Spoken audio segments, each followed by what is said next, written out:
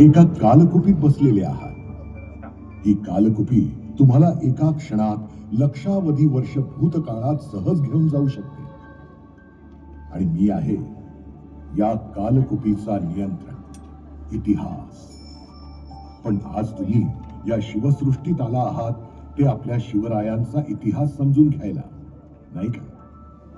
कसे होते आपले छत्रपती शिवाजी महाराज हे जर खरोखर समजून घ्यायचं असेल ना, लाखो नाही पण काही हजार वर्ष तरी भूतकाळात जावंच लागेल.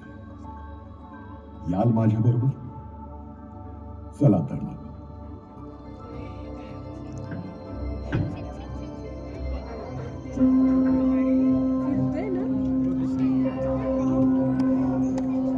मला पहिल्यांदा आठवता ते या भरतभूमीला व्यापून उरलेले आदर्श पुरुष प्रभू श्रीराम. त्यानंतर अर्थातच युगंधर श्रीकृष्ण.